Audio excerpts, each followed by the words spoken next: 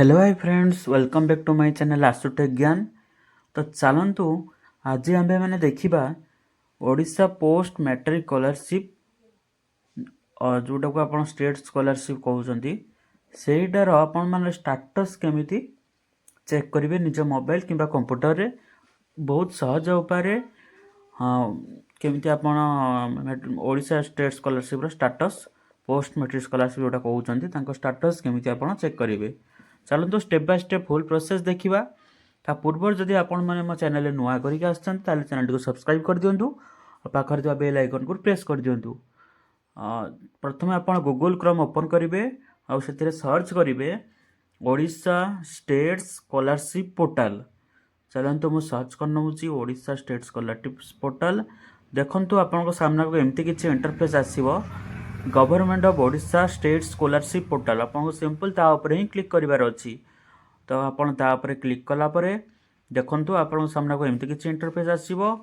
तापर आपन को ये देखो राइट साइड जो लॉगिन ऑप्शन देखा आपन को सिंपल तारी ऊपर ही क्लिक करार अच्छी। चलते मो लॉगिन ऑप्शन ऊपर क्लिक कर नौची।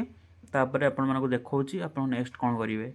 देखो लॉगिन ऊपर क्लिक कलापर स्टूडेंट लॉगिन ऊपर क्लिक करेंगे। चार्टा ऑप्शन अच्छी आप स्टूडेंट लॉगिन ऊपर क्लिक करेंगे। स्टूडेंट लॉगिन ऊपर क्लिक कलापर यूनिक नंबर जो एप्लिकेशन पकेला बेले यूनिक नंबर आसो ना आपंकर आधार नंबर देवे। तापर आपण पासवर्ड देवे। तापर कैप्चर कोड एंटर करेंगे। तापर साइन इन ऊपर क्लिक करेंगे।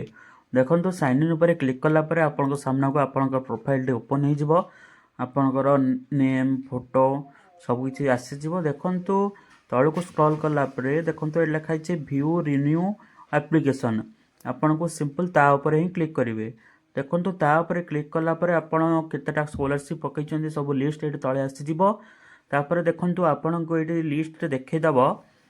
ये देखो मुझे देखी ये देखो अप्लाई डेट लिखाई कॉलेज स्कूल ना लिखाई अप्लाई डेट लिखाई आप स्टाटस लिखाई साइड रे।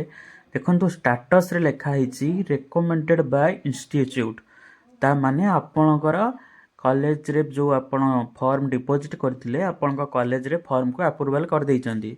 आपण पेमेंट पाइले पेमेंट सक्सेस लिखाई के आसीबो। तो आपणकर एटा अप्रूव हो जाइए।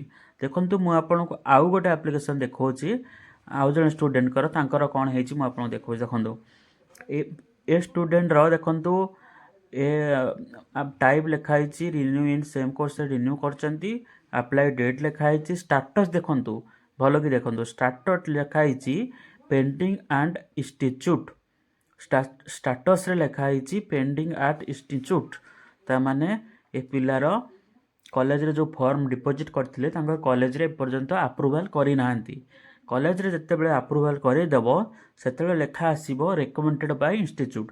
तो आपण समस्ते निज निज गूगल रे जाई कि निज निज मोबाइल रे चेक करि परिबे आपण को स्टेटस टी एक्टिव हेइछि कि नाही। आ जदि एक्टिव हेइ नाही ताले आपण कॉलेज सह कथा हुंतु आपणकर हेइजिवो। आ देखंतु आपण पाई साला परे पेमेंट सक्सेस लिखाई के आसीबो ता आगरु लेखा आसीबोनी। जदि आपको भिडियोटी भल लगी ताले गोटे लाइक करदेवे आउ सांग मान शेयर कर दिंतु जो थी कि आपण सांग मानकर भी किसी हेल्प हो। जदि आपण मानकर किसी डाउट रोचे ताले मु तले टेलीग्राम चैनल लिंक देदेवी आपन सहीठू भी आसी मो सह डायरेक्ट कथा पारे। तो चैनल सब्सक्राइब कर देकी जातु जो थी कि एमती नुआ नुआ वीडियो आपण पाखक आसुथिबो। धन्यवाद।